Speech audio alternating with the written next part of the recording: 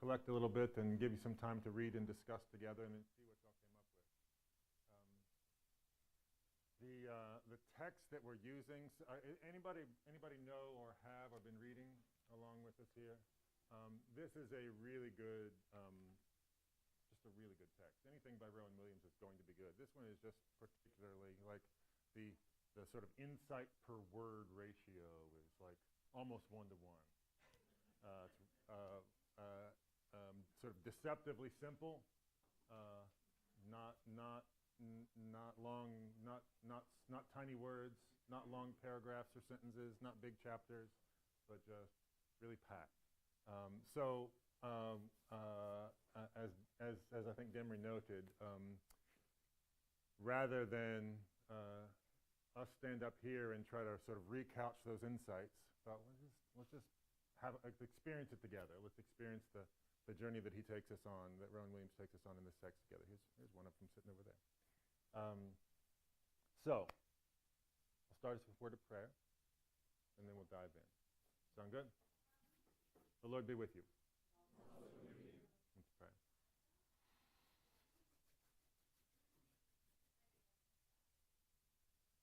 God, we are thankful for this time to be together in this church that you've called to be in this place. Thank you for the way that you have been present with us, stayed with us through worship, through our lives as we gather around this community. Pray that now that you would be with us in this time that we have for contemplating together the faith that you've called us to. Pray that you would always keep before us your presence and the presence of the world that you've called us to serve. Pray all these things in Christ's name. Amen.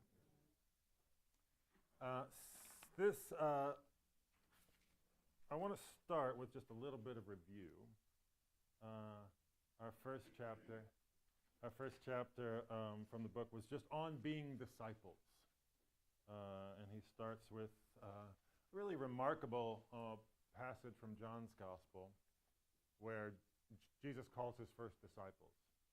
And the more familiar story about the calling of the first disciples is like Matthew, the tax collector, come and follow me. The one in John's Gospel is like so many things in John's Gospel, just sort of ambiguous. Ambiguous in ways that are sort of provocative. Like, what's that about? And these two disciples are with John, the Baptist, and he says something along the lines, he sees Jesus says something along the lines of, that's probably the one you should follow. And they go to Jesus and say, where are you staying? And he says, come and see. That's it. Like, that's the setup to how they become his disciples. He says, come and see where I'm staying. So Rowan Williams works with this and says, what would it mean to be a disciple who says, Jesus, where are you staying? And could we come and see? Could we come and see where you're staying? Y'all had some time, those who were here, some time to just chew on as he wrestles with that passage and says, there's something about an non-intermittent quality of life of being Christ's disciple. It's not like we're in and out, but we stay. There's some quality of sort of finding out where and whom he's staying with, and then staying with him, and staying not just there for the moments of insight, for the moments when we know something exciting is going to happen. Because it's a bit like bird watching. Being a disciple is a bit like bird watching. Where you go to the spots where you know something could happen, and you wait to see if it does. And then he sort of takes us into that metaphor, and he says, what are the spots where something could happen? He says, well, it's reading Scripture. It's worshiping together in a sacramental life. It's paying attention to the Eucharist and to baptism. Then he says it's also, and this is the one he really emphasizes, it's also showing up in church and paying attention to one another. What if, like, my interactions with you in church were a bit like bird watching? Like, wonder where the Spirit's going to show up in my conversation with the people of God today. And what if I expected that from you? There's a nice little, he doesn't get into the sort of an obvious metaphor because he likes ambiguous, not obvious things, but I thought, well, The Holy Spirit is, as a dove, is a sort of like that. Like, here we are bird watching. We're looking for the Spirit to manifest itself in the lives of the people around us, and it's going to surprise us. But maybe part of being a church is just noticing that and maybe feeding it back. Like, in that story you just told me, I kind of see the Spirit showing up. And showing up for me. I don't know if it showed up for you, but it's showing up for me in what you just shared about your life with me. And he sets us off in this book by saying maybe being a church is, at some level, no more complicated than that. We're just people who show up ready to notice how the Spirit is manifesting itself in one another's lives. There's a little bit of bird watching for one another, paying attention to one another. He ends that chapter with some reflection questions, and I just want to find out if anybody has done any thinking about this, or if anything comes to you now as I read these two reflection questions from last week. First one is, where do you most often sense the company of Jesus? Where do you most often sense the company of Jesus? I'll go ahead and ask the second one too, and then I'll just see if anybody has any thoughts to share. Where do you most often sense the company of Jesus? Does your Christian community or congregation expect people to grow in understanding? And how does it help that to happen? Where do you most often sense the company of Jesus? Do you notice that your Christian community expects people to grow in understanding, and how does it help that happen? Anybody have any thoughts about either one of those?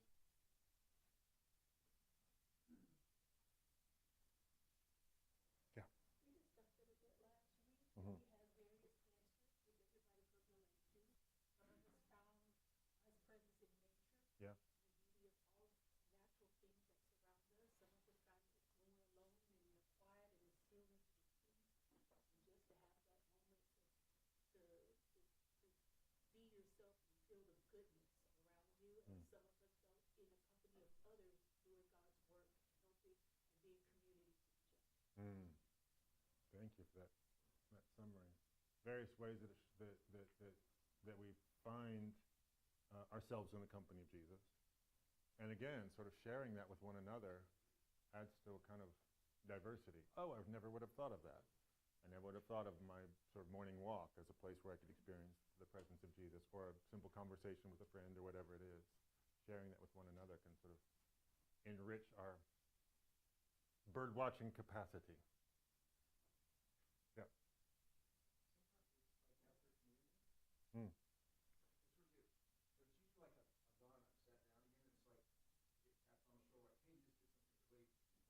Yeah.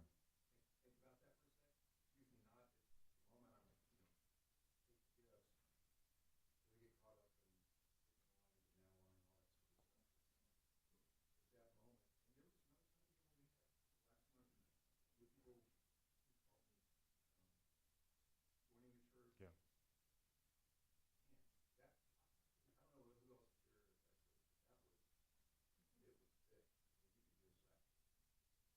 Confirmation? Was that the day we did confirmation? Yeah, absolutely. Yeah. Yeah, thanks, Will. Richard? Hmm. Wow. Yeah. What's one of the ways you noticed it? Is that right? Y'all come up here and tell us what you learned. What was one of the ways that Jesus showed up in the conversations yesterday?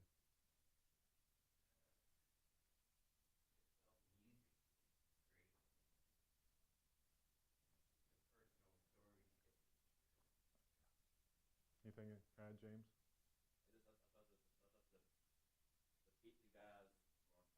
Mm.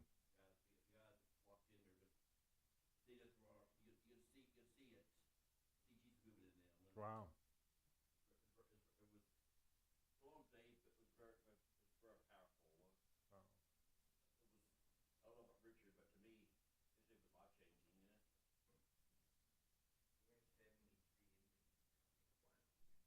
Mm. Yeah, it's powerful stuff. Yeah. For me, it's kind of when I feel more vulnerable Mm. in my life. That's Oh, when yeah. I feel like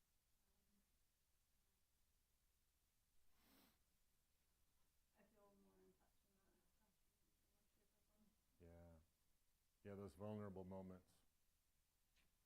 Maybe when we feel a little bit less self-reliant. Yeah. Had a conversation with a friend yesterday. Process in his vocation, and he said he sat with his spiritual director and talked through that moment, and he said her question to him was, "What if that was the moment when Jesus was showing up for you?" He said, "First I get really mad." He's like, "No, I just want to be mad about that moment. I don't want to look for more meaning in that moment." Yeah. Kind of a little bit of a contrast is that communities been part of communities forever, but it's been mostly felt like focused around worship, about worshiping of Jesus or worshiping of Yeah. blood, and having been coming here now for I don't know a year or so, though I feel like this community comes together to learn, Mm. and whether it's in service and certainly when back here. Mm-hmm. All of that seems, I mean, there's absolutely a worship aspect, but it Yeah. seems so built around learning. Yeah.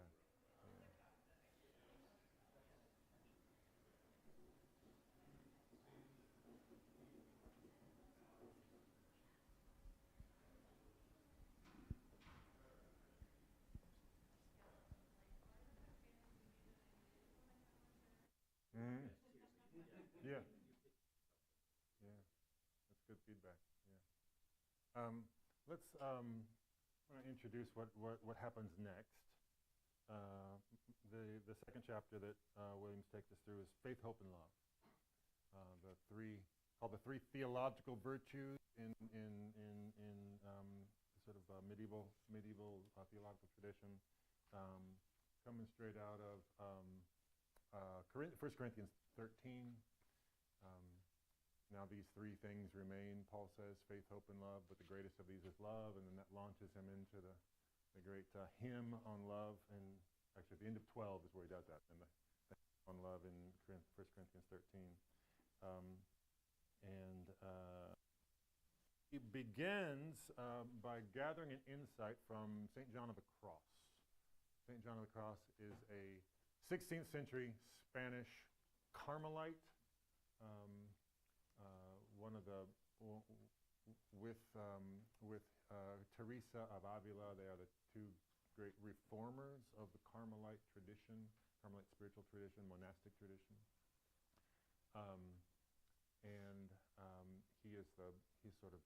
Becomes the spiritual advisor, spiritual director for the Carmelites, for the Carmelite nuns of that community. Most famous for what he does. Most of his writings are poems, poems of mystical experience. That then he writes long commentaries on these poems. So that's mostly what his theology is: short mystical poems and long commentaries to try to work out the theological details from these poems. Most famous of which is called "The Dark Night of the Soul," one you've probably heard of, in which he asked this question about what if feeling of abandonment by God is actually a deeper experience of God's presence. He just digs into that possibility that maybe a mystical experience isn't like, I saw the light and I felt the whole thing, and there are days like what happened in prison yesterday when you're like, it was obvious. John of the Cross notices those, but he also notices the times when it's not. And he says, what if that's not really about God's absence, but what if that's about some sort of deeper formation that's happening in me? Rowan Williams picks up on, he works with that theme, with that imagery, but he picks up on one particular thing that John of the Cross says about, that wasn't my phone, was it? That John of the Cross picks up on about faith, hope, and love. He says there's an old philosophical, theological teaching that says humans are made of memory, understanding, and will. That's like those are the energies that come out of us, and everything sort of falls into that. What we know, what we remember, and what we desire. Memory, understanding, and will. He says what John of the Cross does is John says, what if that's sort of the human, is to remember, to understand, and to desire or to will. And what if those three theological virtues, faith, hope, and love, are where that story ends? What if you put together understanding, memory, and will with faith, hope, and love, you have a perfect picture of where we start and where we finish. In the Christian life, faith is what happens to our understanding. So there's an alignment here of the three. Faith, hope, and love, memory, understanding, and will. Faith is what happens to our understanding. Hope is what happens to our remembering. And love is what happens to our wanting, to our desire. So to grow as a disciple is to take the journey from understanding into faith. To grow as a disciple is to take the journey from memory into hope. To grow as a disciple is to take the journey from will into love. And so what he does in this chapter is he just focuses on all three of those movements. That movement from understanding into faith, from memory into hope, from will into love. So what I'm going to ask you to do is to ponder a bit each of those three movements. And let's see how to collect. What worked last week? Last week they were just groups. 4 groups? I'm going to need 3 groups this time. We got 3 sections. So be amazing. Organize yourselves into 3 groups, if you would. We're sort of a 4-group. It might work to do 6 groups where the 2 groups double up on each other. Yeah. Be amazing like that. Make that happen. What I've got, so how many texts have we got? 1, 2? You got one with you? Books. 3? Oh, we got some books. Yeah. So I've got a few more. I've got 3 copies of each. So I'm going to need 3 groups. Maybe collect around. I'm going to have more books.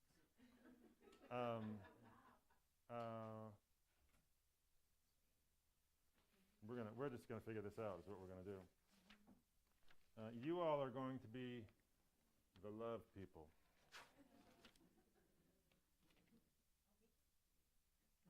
She's got one.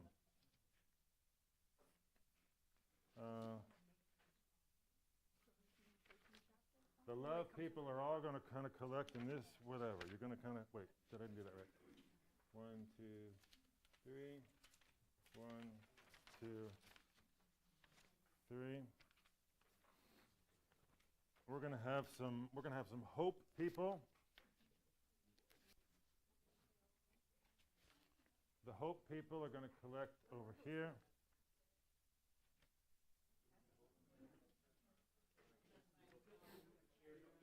Hope people. I'm feeling hopeful today. Good. We could use that.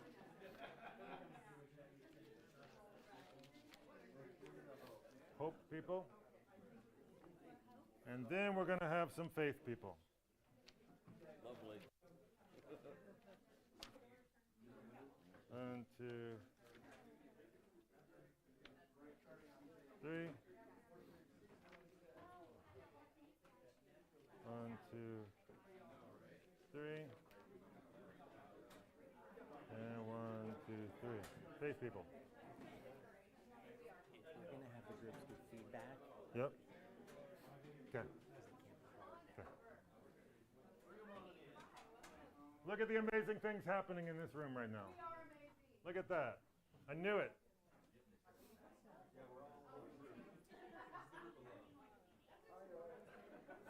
And I'm going to give you like 12 minutes or so to read and discuss, and then we're going to start collecting back. So just chew on this together a bit.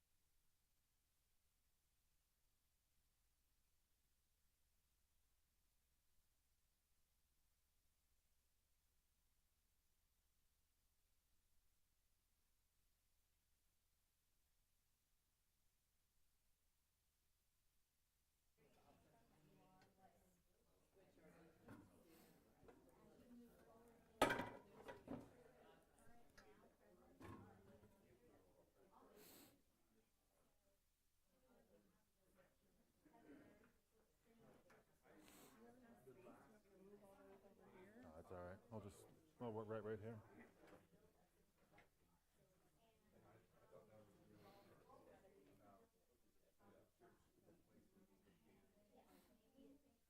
Okay, I'm going to call us back together now for the last little bit. There's obviously more that we could all chew on with this, but I want to see what insights have popped up. And what I'm going to do is I'm going to pass this around. So we're doing some recording. So yeah, James, you want to be in charge of that for me? Maneuver. James and I have a long history of being stage guy and mic guy together. We do this well. And I'll just write a few of the insights that come up. Faith people, yeah? This faith? What did y'all notice? What popped out of the text with you is what he's trying to help us see about the role of faith in Christian discipleship. That it seems it's as much about the relationship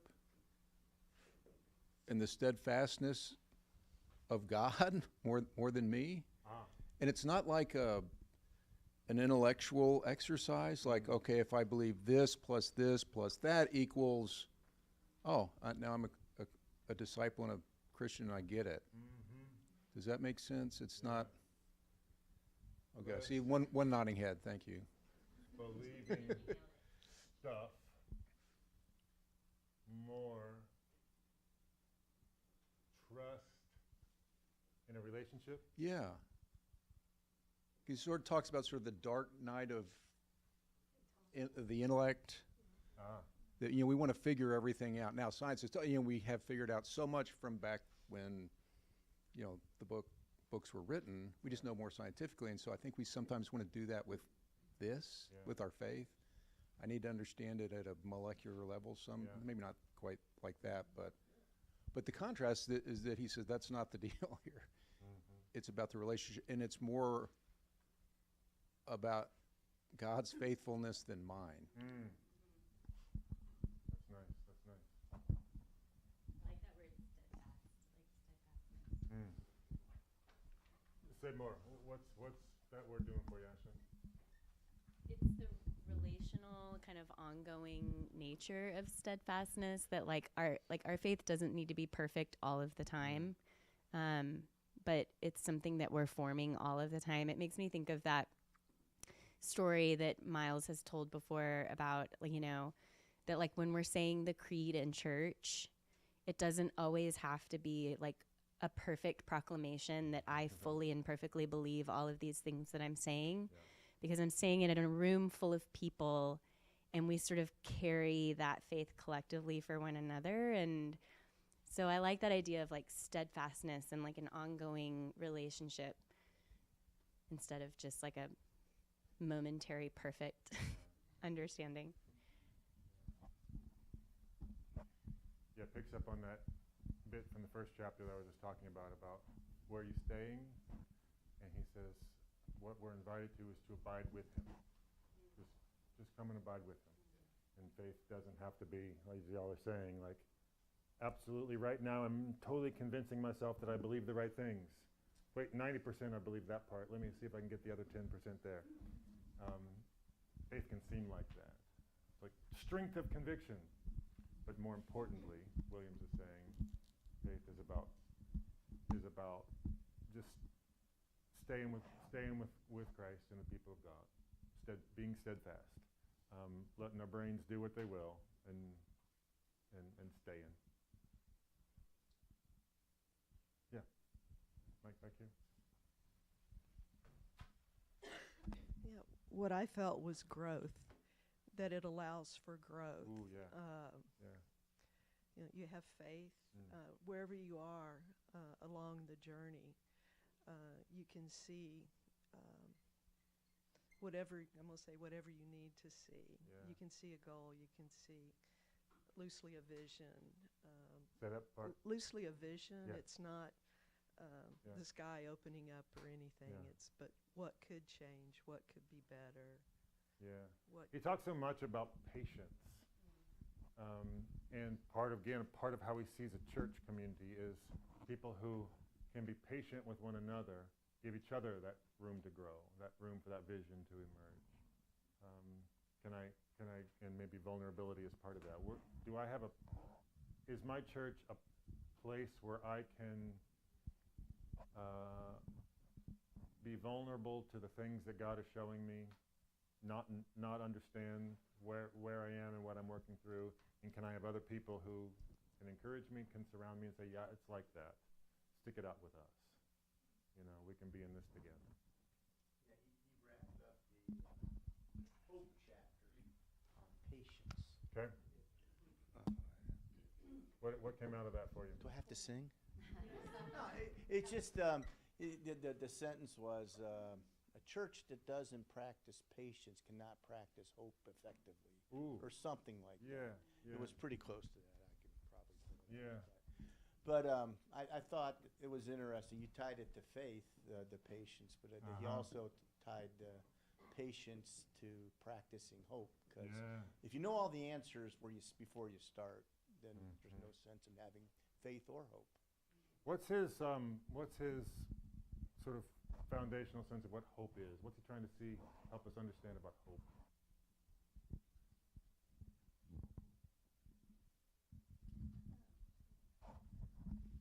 The beautiful thing I found in our conversation in the chapter is about how hope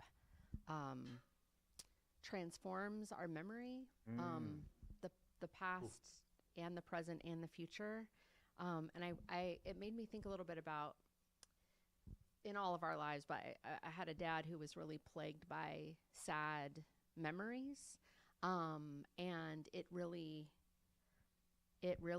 messed with his day-to-day world. And I think this beautiful passage here speaks to all of us when we look back and we ask, who are we, who was I, who am I? Those things become bearable because of the witness in heaven, a witness who does not abandon. And everything that has happened to us gets taken up in that witness of heaven that we're not alone and we don't need to be plagued by what was past. And I think Meg said it beautifully earlier, kind of connected to that. Do you want to speak into this big microphone? Not right this second. Hold on. Right. I like what she said. What I love about that image is that hope isn't just about a future-oriented, things are going to get better, but it's also looking back at the past and looking at the present. And it's like, regardless of where this goes, there is this witness in heaven that's seeing the good, that's seeing the beauty, even if I can't. There's something really powerful about that for me. Any other word about hope from you all? Yeah, from Kevin, yeah. Because one of the things that we were talking about was exactly that kind of not losing hope from the past or being gentle with the past.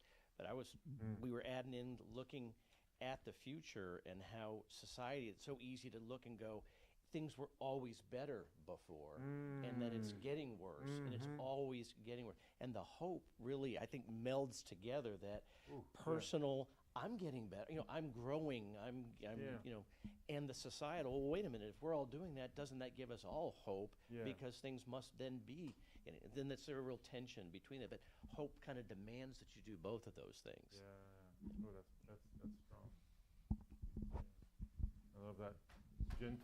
Being gentle with, like the way you said that, gentle with maybe past and maybe all of them, past, present, future. With what we expect, with what we remember, with what we see now. With what? With the one and the all. Yeah. For self and for others.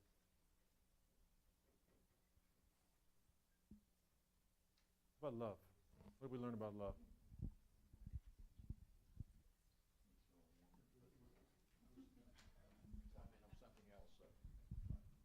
You want me to give a summary? Yeah.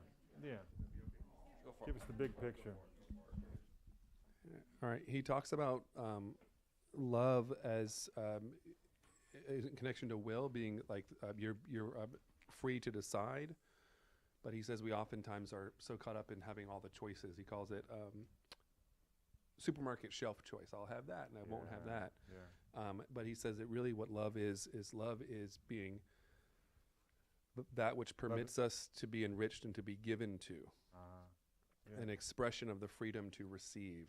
So love is being open to what is being offered, and so and not necessarily just having the freedom to choose, but being open to receiving that. And then he talks about how the church needs to be a place that allows people that freedom to receive. And so what that made me think of when I heard about that is he, at the very end, he says, is your place a church where that can become sufficiently still for people to open up? And it made me think of our open space that we have after the sermon. I've never been to a church that just has time where nothing happens. And oftentimes, like when I talk to new people, that's one of the things I mention, because it can be kind of like, what do I do with myself for 5 minutes when I'm not being told to stand up or sit down or say this or receive that? Like, and so that to me is something that makes our community special, and that, you know, and I don't always necessarily use that time to like think up new wonderful things about the world, but it is a time that just allows me to just take a breath. And maybe I'm thinking about work tomorrow, maybe I'm thinking about what happened yesterday, but that's what the time's for.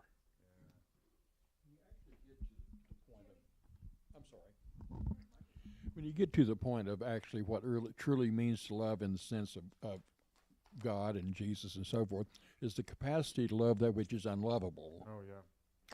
So. Yeah, he makes a really poignant, draws our attention in a poignant way to church being a place where we receive what's offered by those who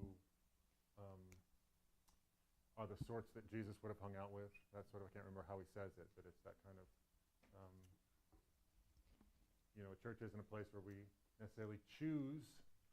I know who I want to be with, and I know the kind of experience I want to have. The church is a place where we open ourselves up to the people who gather with us, and the surprise of the kind of bird watching that we do with the people who gather, and there's something really rich about that experience of this is the thing that we all share is not the same tax bracket, not the same job, not the same ethnicity.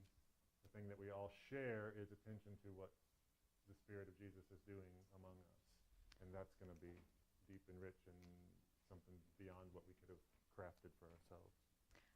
I was just drawn to what he said about love being presence, that love is presence. And shout out to our Being With group, because we learned about that this fall. But when he was talking about memory and understanding, and what was the other one? Will. I was thinking that those, to me, seem like very head things.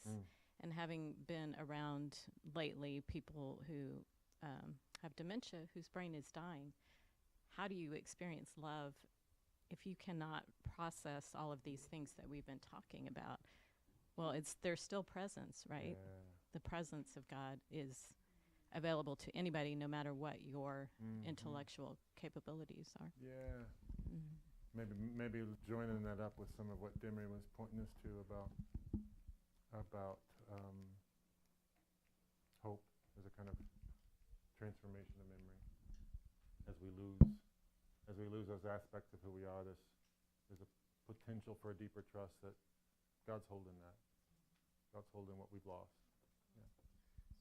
So in my contemplation while he was reading, because he has such a very pleasant voice, I had an odd thought. When I was younger, y'all probably seen the movie of Willy Wonka. Do you remember Veruca Salt, the little girl, I Want It Now? Yeah. Yes. Yeah. So growth in love takes time. It takes time. So becoming Christ-like is a slow and patient process. So whether you're talking about the individual or the church, we have to move away from that anxious choosing, I want it now, towards trusting in a deeper desire God is shaping within us. and learning to receive love before trying to act upon it. Oh, that's good. That's a Exactly. that's a wonderful thought to end on. Love it. I'm gonna offer you the two reflection questions, and we'll if you want to hold these in your head or jot them down or sit with them, or if you've got the book, just sort of maybe come back to them during your week, and we'll start here next week. These questions are: how have you coped with periods of dryness, frustration, or emptiness in your life as a believer? How have you coped with those moments? It's on page 36 in the text. In what ways can churches help people resist the consumer mentality, I want it now, in their approach to faith as well as their approach to the other areas of life? How do churches themselves sometimes encourage such mentality? Let's start there next week. Time to go on to church. Not next week. Week after next. I'm gonna show a quick video, minute and a half of my adventures. I think I can pull it up as you leave.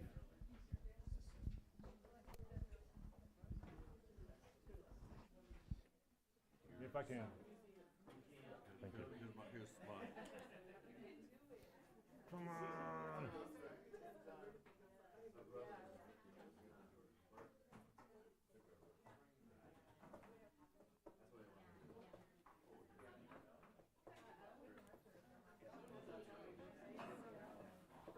Doesn't look like it wants to show.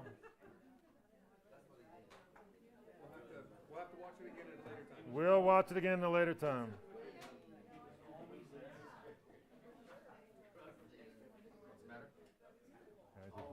It won't, I can't get to pull up. Sometimes it acts funny when you try to mirror, when you plug in, it just won't recognize it. Your battery is too low. You need power. Yeah. That's probably what it is, though. It wouldn't show up the batteries well? It's possible, but it's less likely because it may not have enough power to. No. Yeah. It may not have enough power to actually do the. Huh. I didn't know that could ever be an issue. All right, come back in 2 weeks. I'll show a cool video of my adventure. Yeah, probably right. Welcome back. Mike, I'll take that. Okay.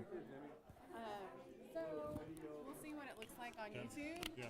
And I'm going to try to put something together